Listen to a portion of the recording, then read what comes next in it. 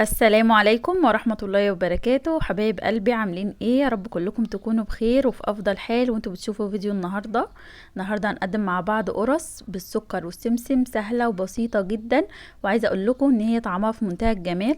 لو جربتوها مرة واحدة بس مش هتبطلوا تعملوها ابدا، كتر ما هي سهلة وكمان طعمها حلو قوي، واحلى كمان من اللي بتتباع بره في الافران. حلوة جدا جدا وطرية وجميلة جدا. فتابعوا الفيديو للاخر وان شاء الله يعجبكم. ما تنسوش تعملوا لايك وشير للفيديو. نقول بسم الله الرحمن الرحيم ونشوف الفيديو مع بعض. اول حاجة انا هنخل دلوقتي 4 كوبايات من الدقيق.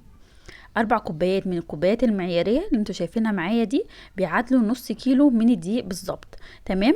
لو انا معبية الكوباية من الكيس على طول، لو معبية الكوباية بالمعلقة فممكن نحتاج 3 كوبايات ونص بس من الدقيق. تمام. يعني الموضوع ده بيهم ناس كتير ان هم يبقوا عارفين النص كيلو دقيق او الكيلو دقيق كام كوباية بالظبط. الكيلو دقيق تقريبا 8 كوبايات من الكوبايات المعيارية بالظبط. تمام. لازم ننخله طبعا كويس جدا زي ما انتوا شايفين كده. وطبعا عشان مش لاقي المنخل الكبير فبنخل في المصفى كده عادي، مفيش اي مشكلة. نخلت 4 كوبايات. خطوة النخل طبعا مهمة جدا عشان تخلي العجينة كده معاكي طرية وكمان هشة كده معانا. تمام. بعد ما ننخلهم بقى كده كويس جدا زي ما انتوا شايفين، هنبدأ نضيف بقى المكونات الجافة بتاعتي. اول حاجة هحط معلقة كبيرة من الخميرة. تمام. الخميرة الفورية البودر العادية خالص. هحط كمان نص معلقة كبيرة من البيكنج باودر، يعني انا بعاير قدامكم اهو عشان تبقوا عارفين الحاجة بالظبط. هحط كمان معلقتين كبار او معلقة كبيرة مليانة من الحليب البودر لو موجود عندك، ولو مش موجود تقدري تستغني عنه خالص، بس هو بيفرق جدا في العجينة. حطيت كمان رشة كده من الملح. تمام. حوالي ربع معلقة صغيرة من الملح. وحطيت معلقتين كبار من السكر. هبدأ كده اقلبهم كويس جدا زي ما انتوا شايفين كده. دي اسهل طريقة تعملوا بيها المعجنات، يعني في طرق تانية ممكن نخمر الخميرة لوحدها، وفي كذا طريقة. تمام. بس انا بعمل معاكم اسهل حاجة. حطيت كمان ربع كوباية من الزيت النباتي، وهبدأ كده اقلبهم مع بعض كويس جدا.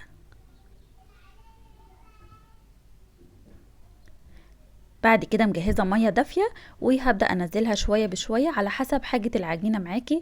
ممكن تاخد معاكي حوالي كوباية ونص من المية.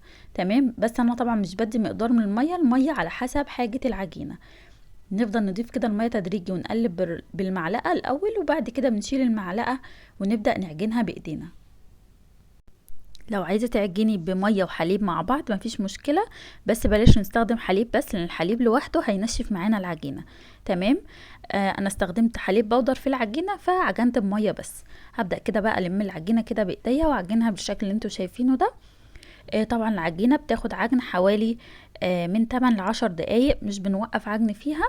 تمام. او ممكن نريح شوية ونعجن شوية، مش لازم نعجنهم يعني ال10 دقايق ورا بعض زي ما انا عملت كده. انا غطيت العجينة بكيس كده بعد 5 دقايق، وبعد كده سبتها 5 دقايق كمان ترتاح، وبعد كده بدأت اكمل عجن فيها عشان طبعا اكون ريحت ايديا شوية، وفي نفس الوقت العجينة تكون ارتاحت شوية وسهل ان انتي تعجنيها وتقعدي كده تمطي فيها على الرخامة زي ما انتي شايفة. ده بيخلي العجينة معاكي حلوة جدا وتكون كمان ناعمة معانا ومش مش متشققة كده. تمام. لميت العجينة بالشكل ده كده وحطيتها في الطبق اللي انا بعجن فيه، وهدن وشها حاجة بسيطة كده من الزيت عشان لما اجي احط عليها الكيس ما تلزقش في الكيس. حطيت الكيس واغطيها بالغطا بتاعها وهركنها كده على حسب حرارة الجو. لو الجو حر قوي هتاخد معاكي نص ساعة، لو الجو يعني متوسط زي ما الوقت اللي احنا فيه دلوقتي كده فهتاخد معاكي حوالي ساعة. هتكون اختمرت زي الفل كده. طلعتها، حبات طبعا التخمير بتاعها وطلعتها، وابدأ كده اقطعها كده كور. يعني مش لازم ميزان ولا اي حاجة، بمجرد النظر كده نحاول نطلع الكور كلها متساوية قد بعضها. طبعا انا عملت الكمية دي على حوالي 16 قرصة. تمام. 16 او 17 قرصة. تقدري تعمليها 20 كمان او 25 زي ما انت حابة، لو عايزة الحجم بتاعها يكون صغير، بس انا كنت عاملة الحجم كبير شوية. تمام. نبدأ كده نقطعها زي ما انتوا شايفين كده ونكورها كده ونرصها عشان اغطيها بكيس في الاخر. زي ما انتوا شايفين انا بعملها كده شكل البقجة، وبحاول كده الوش بتاعها يكون ناعم، وبقفلها بالشكل ده كده، وهركنهم كده على جنب وهغطيهم كده بكيس وهسيبهم حوالي 5 دقايق مش اكتر. تمام.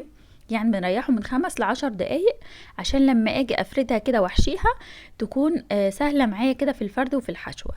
زي ما انتوا شايفين غطيتها كده بالكيس البلاستيك وهسيبها بالظبط، انا سبتها 5 دقايق، بس انت ممكن تسيبيها 10 دقايق عشان تفرد معاكي اسرع وتكون اسهل معاكي في التشكيل.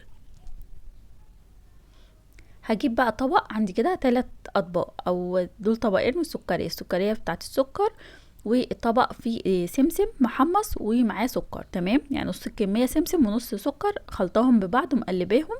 والطبق التالت فيه ميه عاديه خالص من الحنفيه. هبدا كده اخد اخر كوره او اول كوره انا كنت عاملاها الاول، تمام، عشان هتكون ارتاحت اكتر، وهبدا احشيها بالسكر زي ما انتوا شفتوا كده، وابدا اقفل عليها بالشكل ده كده.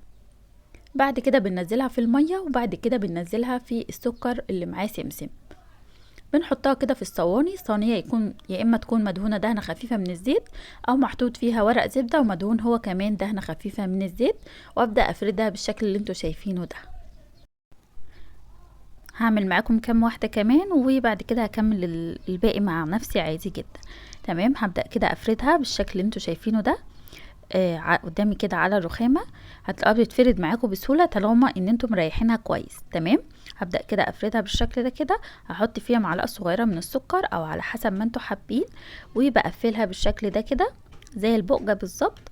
بعد كده بنزلها في الطبق اللي فيه مية بالشكل ده، ومن الطبق اللي فيه مية بننزلها في الطبق اللي فيه السكر والسمسم، ونبدأ نفردها كده. ينفع على فكرة تستخدموا سمسم ابيض مش محمص، مفيش مشكلة، بس انا بحب اكتر السمسم المحمص. ببدأ كده احطها في الصينية وافردها كده واضغط عليها بايدي عشان تديني كده شكل القرصة. هعمل معاكم كمان واحدة، وعايزة اقول لكم ان السكر اللي بنحشي بيه القرص ممكن نضيف معاه شوية من القرفة، تمام، عشان يبقى زي السينابون كده. تمام، انا عملتها معاكم قبل كده على القناة، طريقة موجودة على القناة. بنحط نص الكمية سكر مع سمسم مع قرفة، تمام، ونقلبهم مع بعض ونبدأ نحشي بيها، برضو بتكون طعمها في منتهى الجمال، خصوصا لو انتوا بتحبوا القرفة. هبدأ كده اكمل كل الكمية بنفس الطريقة. بعد ما بخلص الكمية خالص بغطي الصواني بتاعتي وبسيبها حوالي من 5 ل10 دقايق عشان ترفع شوية كمان قبل ما ادخلها الفرن. وطبعا الفرن بتدخل على فرن يكون سخن جدا على درجة حرارة من 180 ل200. لو الفرن بتاعك مش حامي قوي خليها على 200، لو الفرن بتاعك حامي خليها على 180. تمام، دخلت كده الصواني على الرف اللي في المنتصف لحد ما اخدت لون من تحت. بعد كده شغلت لها الشواية عشان تاخد لون كده دهبي حلو من فوق، وبعد كده خرجتها وغطيتها كده بفوطة، وفوق الفوطة كيس بلاستيك عشان تفضل محتفظة بالطراوة بتاعتها. زي ما انتوا شايفين حلوة جدا وطرية جدا جدا، جربوها بجد هتعجبكم قوي، خصوصا ان احنا اليومين دول بقى مصايف وخروجات ورحلات، هتعجبكم جدا تاخدوها معاكم في اي مشوار، وسهلة جدا وبسيطة. متنسوش تحطوا لايك للفيديو وتشتركوا في القناة، واشوفكم ان شاء الله في فيديو جديد، ومع الف سلامة حبايب قلبي.